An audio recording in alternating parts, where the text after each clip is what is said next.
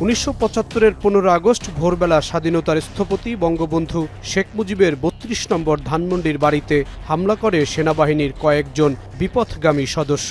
অতর্কিত হামলা চালিয়ে মুক্তিযুদ্ধের মহানায়ক শেখ মুজিব সহ তার পরিবারের সদস্যদের হত্যা করা হয়।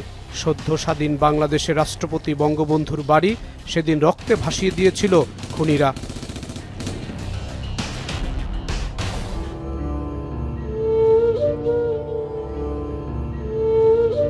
অদ্য সকাল হতে খন্দকার মুশতাক আহমদের বলিষ্ঠ নেতৃত্বে সামরিক বাহিনী ক্ষমতা দখল করিয়াছে। বঙ্গবন্ধুকে হত্যার পরপরই দেশের ক্ষমতা গ্রহণ করে খন্দকার মোশতাক আহমেদ। তিনি 1975 সালের 26 সেপ্টেম্বর বঙ্গবন্ধুর খুনিদের দায়মুক্তি দিতে ইনডেমনিটি অধ্যাদেশ জারি করে। পরে 1979 সালের 9 জুলাই জিয়াউর রহমান বঙ্গবন্ধুর খুনিদের দায়মুক্তি ও তাদের বিচার করা যাবে না এই মর্মে সংসদে ইনডেমনিটি অধ্যাদেশকে আইনে পরিণত করেন।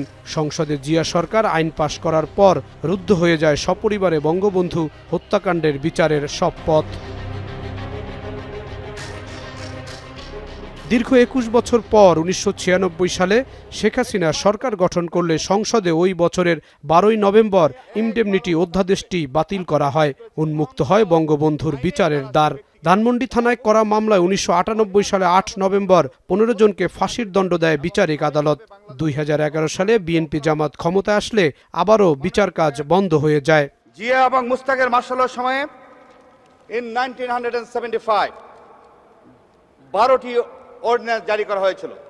2010 সালে সুপ্রিম কোর্ট সংবিধানের 5ম সংশোধনী অবৈধ ঘোষণা করলে বঙ্গবন্ধু হত্যাকাণ্ডের বিচার দ্রুত শেষ হয়। 5ম সংশোধনীতে ইনডেমনিটি অধ্যাদেশটি যুক্ত করা হয়েছিল।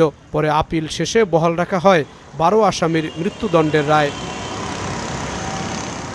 বঙ্গবন্ধু হত্যার বিচারের পথ আইন করে বন্ধ করা ছিল স্বাধীনতার পরাজিত শক্তির রাজনৈতিক উচ্চবিলাস। কারো হত্যার বিচার করা যাবে না এ ধরনের আইন ইতিহাসে বিরল। এভাবেই ইনডেমনিটি অধ্যাদেশকে তুলে ধরেন অধ্যাপক ম. আরিফিন সিদ্দিক।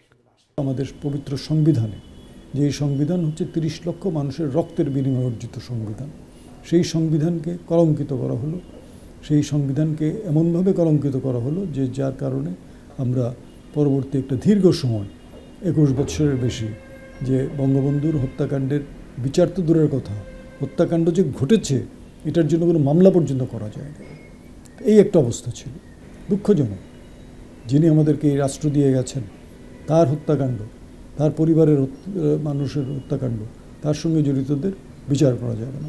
এটা কখনো হতে পারে? অচিন্তনীয়। একজন মানুষকে হত্যা করা হয়েছে, আমরা বুঝতে পারি যে হত্যাকারীরাই পরবর্তীতে দায়িত্বে এসেছে। বঙ্গবন্ধুর হত্যার আসামিদের বিচার করার জন্য বিচারপতি পাওয়া যাচ্ছিল না।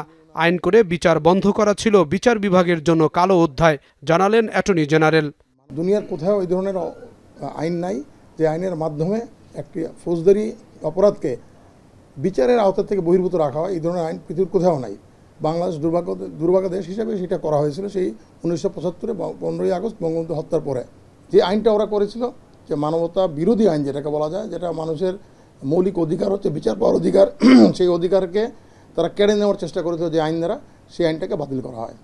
সরকার পরিবর্তনের পর শুধুমাত্র একজন বিচারকের অভাবে মামলাটি 5টি বছর ঝুলেছিল, শুনানি হয়নি। ইনডেমনিটি অধ্যাদেশ বাতিল করে বিচার করা হলো বঙ্গবন্ধুর আত্মস্বীকৃত খুনি কর্নেল ডালিম, মেজর রাশেদ, মেজর নূর, আব্দুর রশিদ ও মোসলেম উদ্দিনকে দেশে ফিরিয়ে শাস্তি কার্যকর করা যায়নি। তারা বিশ্বের বিভিন্ন দেশে পালিয়ে রয়েছেন। জাহিদ হাসান, এখন, ঢাকা।